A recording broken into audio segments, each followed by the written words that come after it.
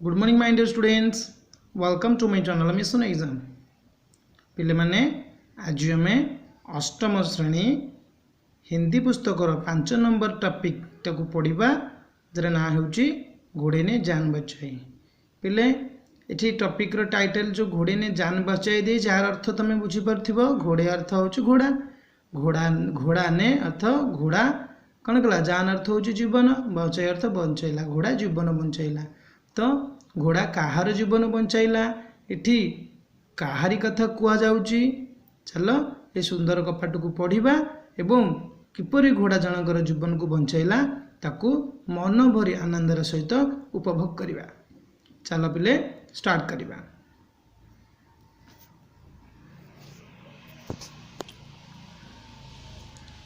युद्ध, जंग, लड़ाई, संग्राम। संग्राम महाराणा प्रताप का साथी था। उनका जीवन ही रणक्षेत्र था। ना तो वो कभी संग्राम से डरते थे, ना उनके वीर सैनिक ही। सवेरा हुआ नहीं कि वे कवच पहनकर हाथ में तलवार लेकर निकल पड़े थे।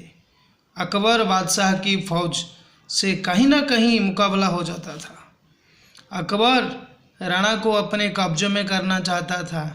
प्रताप ने प्रतिज्ञा की थी, प्राण दूंगा पर मेवाड़ को मुक्त करूँगा।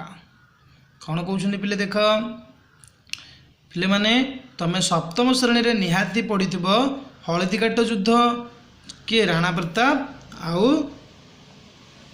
अकबर मध्य होता। तो सही कथाटा एठारे देइछि। तो पिले चला देखा कौन है से कहते युद्ध, जंग, लड़ाई आउ संग्राम। पिले ये चारिटाक हूँ प्रतिशब्द। युद्धर अर्थ जहाँ जंग, लड़ाई, संग्राम ये सब गोटे कथा। तो कौन कहते संग्राम महाराणा प्रताप का साथी था। संग्राम ये जो लड़ाई युद्ध करवा महाराणा प्रताप से साथी थिला। तांकर जीवन ही रणक्षेत्र थिला। से और तांकर वीर सैनिक माने केबे हेले संग्राम को भय करू नथिले। बुझिपारछ पिले। सबेरा, सबेरा अर्थ पिले सकाळ, अर्थ सकाळ न हेउणु से कवच पिंधि हाथ में खंडा धरी बाहरी पड़ुथिले। बादशाह अकबर सैन्य मानक सह केउठी ना केउठी मुकाबला हो जाउथिला। अकबर राणा को निज आयत्त रखा चाहूले, किंतु प्रताप प्रतिज्ञा करथिले, प्राण देवी किंतु मेवाड़ को मुक्त करी सब बेले मेवाड़ को मुक्त करके रखी। तो पिले मेवाड़ राजस्थान जानते राणा प्रताप पिले राजस्थान गोटे जगह हूँ मेवाड़। तो से मेवाड़ राजा थिले महाराणा प्रताप। आ दिल्ली से तले दिल्लीर शासनकर्ता किए थिले अकबर। तो तांको भितरे लड़ाई जो होता से लड़ाई कथा एठारे कुआ जाउची। तो पिले चलो देखिबा द्वितीय पैराग्राफ। लड़ाई के मैदान में राणा का प्राण प्यारा साथी था उनका घोड़ा चेतक। चमचमाता श्याम रंग, गठा हुआ शरीर। चेतक घोड़ा किसी वीर से कम न था। वह भी जैसे युद्ध विद्या जानता था। दुश्मन की हर चाल को वो पहचान लेता था। एन वक्त पर ऐसा उछलता कि दुश्मन का बार खाली जाता। रण में उसने कई बार राणा की जान बचाई थी। राणा उस पर सवार होते तो वो बहुत खुश होता। घुड़सवार के लिए उसके घोड़े का होशियार होना बहुत जरूरी है।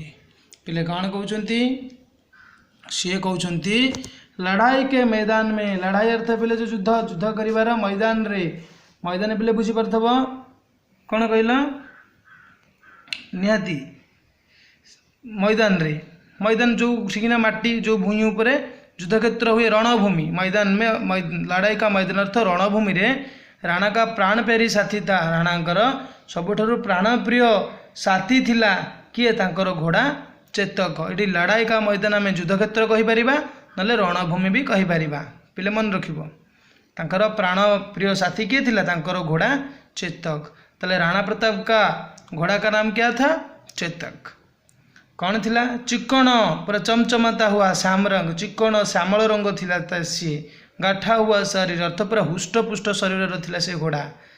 आ कौन कहूँ चेतक घोड़ा कौन वीर मानक ठारू से भी कम नथिला। सतरे से जेमिति युद्ध विद्या जानी। शत्रुंकर प्रत्येक चाल को से कौन करथिला पहचान लेता था, अर्थ जानी परुथिला। एन वक्त पर अर्थ शेष मुहूर्त रे से कौन करथिला एपरी डेउथिला बा ठीक समय रे एन वक्त ठीक समय आम कहीपर ठीक समय एपरी डेउथिला जे शत्रु आक्रमण कहूला व्यर्थ जाऊला। अर्थ पिले जितेबले कौन शत्रु निजर तलवार प्रहार करुला ये से समय डेई पड़ूला तो तार प्रहार खाली जाऊला। तो से केते थर युद्ध रे राणांकर कौन करथिला जीवन बंचाईथिला। राणा ता उपरे सवार हेले तारि उपरे बसिले से बहुत खुशी होथिला। तो पिले ये कौन घोड़ा चढ़ाड़ी घोड़ा हुसियार होगा अत्यंत जरूरी अटे देछि। घुड़ सवार अर्थ घोड़ा सवारी जो मैंने करती घोड़ा चढ़ाड़ी जो मैंने घोड़ा पीठ बसुन घुड़ सवार कहवा। घुड़ सवार के लिए उसके घोड़ा का होशियार होना होशियार अर्थ चालाकी हवा निहाती आवश्यक।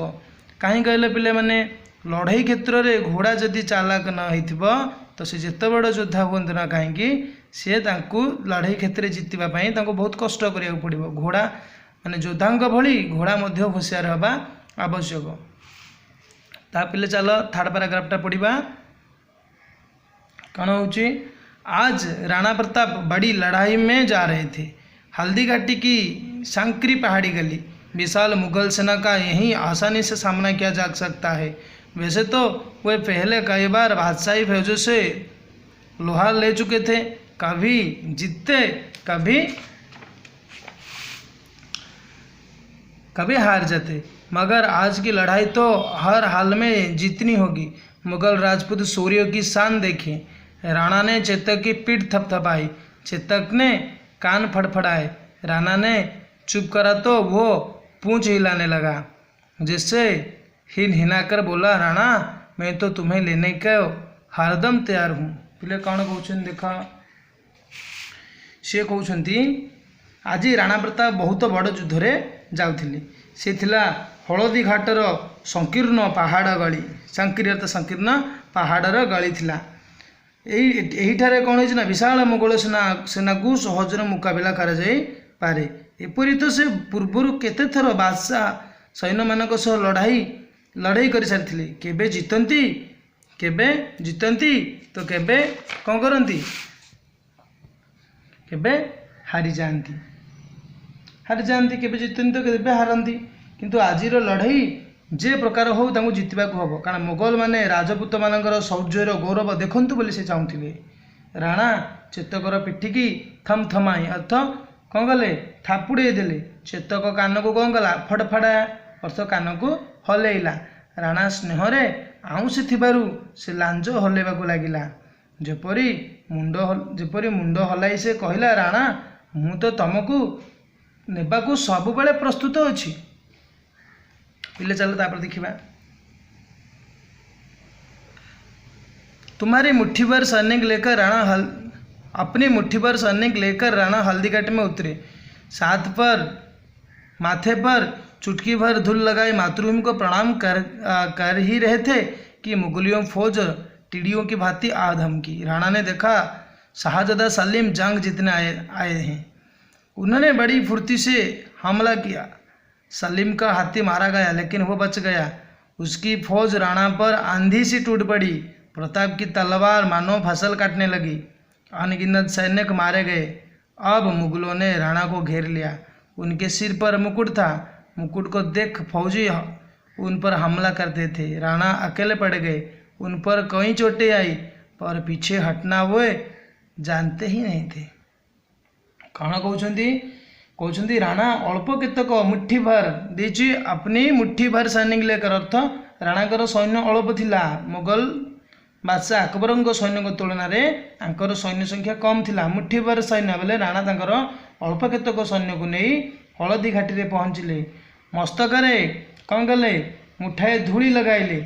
मातृभूमि को प्रणाम करुवा बेले कौन मुगल सैनिक दल दल हो आसी पहुँचले। राणा देखिले शाहजादा सलीम युद्ध जीतवा को आसी। से यथाशीघ्र आक्रमण कले। उक्त लड़ाई रे सलीम हाथी मरीगला। सलीम की हाथी मारा गया किंतु सलीम बंचीगला। तांकर सैन्य राणा ऊपर प्रबल आक्रमण कले। प्रतापकर खंडा तलवार मानो फसल काटने लगी। प्रतापकर खंडा जेपरी फसल काटिला भली जना पड़ा। अगणित संख्यक सैन्य को से मारिदेले। एबे मुगल माने राणा को घेरीगले। तांको मुंडरे मुकुट थिला। मुकुट को देखी सैन्य माने तांको उपरे आक्रमण कले। राणा एकुटिया होईगले।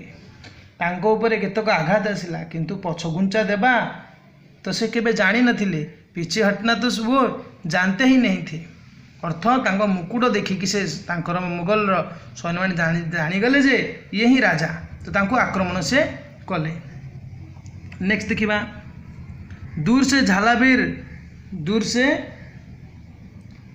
झालावीर माना कौन हेले ना प्रताप की बुरी हालत देखी वो उनकी तरफ झपटा। जय महाराणा की जय आवाज गूंज उठी।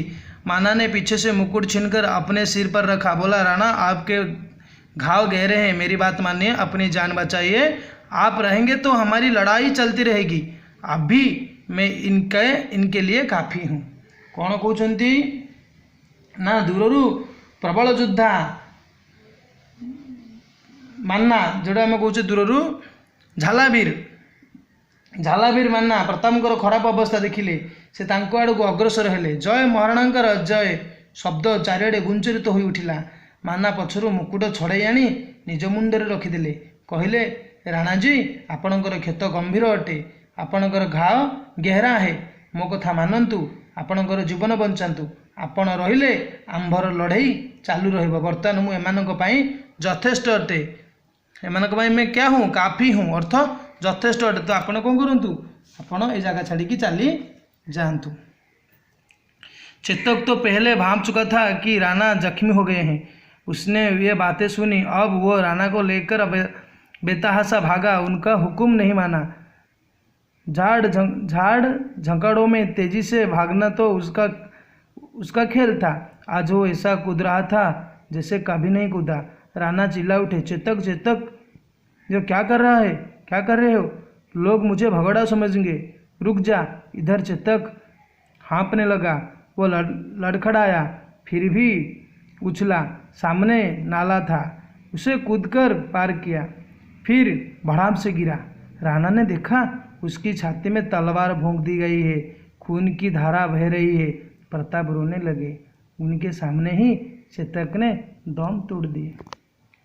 कौन कहते पिले देख, चेतक तो पूर्वर जापार जे राणा आघात जख्मी हो गए हैं, अर्थ आघात प्राप्त होती। से कथा शुणिला। एबे से राणा को नहीं द्रुत गति में पलैला। बेतहासा भागा बोले बहुत जोर से दौड़ला। हुकुम आ मानिलानी, आदेश मानिलानी। घन जंगल में द्रुत गति में पलैबा तार तो गोटे प्रकार खेल थिला। आज से जेपरी डेउथिला सेपरी से केबे डेई नथिला। राणा पाटी करी कहले, चेतक तू एमिति कौन करचु? लोग मुझे भगोड़ा समझिए, लोग मुझे क्या समझिए, मते कौन भाविबे? कहबे पलातक भाविबे, रणक्षेत्र छाड़ी पलैछि बोली भाविबे, कापुरुष भाविबे। एणे चेतक अणनिश्वासी होबाकू लागिला। से टळमळ होईगला। पुणी मध्य डेउछि। सम्मुखरे नाळ थिला, ताकू डेई पार कला। पुणी हठात किना से पड़ीगला। राणा देखिबाकू ता देखिले जेतेबेले ता छाती रे खंडा पुराई दिया जाइछि, रक्तर सुଅ छुटुछि। प्रताप कांदिबाकू लागिले। तांका सामनारे चेतक कण हला, अपने दम तोड़ दिए, अर्थ प्राण त्याग कला, मृत्युवरण कला। राणा का भाई शक्ति सिंह मुगलों के साथ था। उसने सारा मजारा देखा। राणा का पीछा करके फौरन आ पहुंचा। प्रताप ने उसे देखा तो बोला, आजा शक्ति, मेरा गर्दन उड़ा दे, अपने चेतक के बिना मैं जी नहीं सकता। कौन कहते शक्ति राणार भाई शक्ति सिंह, राणा प्रताप भाई के शक्ति सिंह मोगल मान सांगे थे। से समस्त घटना देखुले, मजारा देखुले। राणांकर पीछा कर यथाशीघ्र आसी पहुँची गले। से प्रताप को देखी कहले, आ शक्ति आ, मो बेक को उड़े दिए, मो गर्दन उड़े दिए, मु चेतक बिना बंची पारिबिनी। शक्ति प्रताप के पाँव पर गिरा। बोला, भैया मुझे माफ़ कर दो। झाला और चेतक ने मेरी आंखें खोल दी। मैं भी वतन के लिए ही जान दूंगा। दोनों फुट फुट कर रोने लगे। कौन कहले? शक्ति प्रताप को गोड़ तले पड़गला। कहला, भाई मते क्षमा कर दियंतु। झालावीर एवं चेतक मोर आखि खोली देछंती। मु मध्य वतन के लिए, अर्थ मातृभूमि पाई जीवन देवी। दुई जन कौन देछि फुट फुट कर, अर्थ कई कई होई कांदिबाकू लागिले। अपनी वीरता, समझदारी और वफादारी के लिए चेतक नाम अमर हो गया। उसने प्रताप की जान बचाई, राजपूती शान बचाई, खुद प्राण दे आज भी राजस्थान के चौकी चौराहे रास्ते भवन सब पर चेतक की मूर्तियां खड़ी है। कौन कहते से कहते अपनी वीरता निजर वीरत्व समझदारी बुझाणा एवं वफादारी के लिए अर्थ विश्वसता के लिए चेतकर नाम आज अमर नाम अमर हो गला, अमर अक्षर लिखाला, इतिहास लिखाला। से प्रतापଙ୍କର जीवन बचाइथिला, राजपूतर मर्यादा रक्षा करथिला, निजे प्राण देइथिला। आज मध्य राजस्थान छक मानकरे रास्ता भवन सबु स्थान रे चेतकर मूर्ति दंडायमान अच्छी खाड़ी है। पिले एटी केते गुडे शब्दार्थ देइछि, जदि तुम कौन सी लाइनटा बुझी न पार पिले कमेंट कर मु बुझेबाकू चेष्टा करी। जदि चैनल जदि वीडियोटी भल लगी पिले आम चैनल लाइक कर शेयर कर, पिले निहाती सब्सक्राइब कर, सब्सक्राइब जमारू करूँ पिले सब्सक्राइब कर। तुम सब्सक्राइब कले आम आउ अनेक वीडियो बनइबू एवं टिके मोटिवेशन आमको मिल। धन्यवाद, थैंक यू फॉर वाचिंग।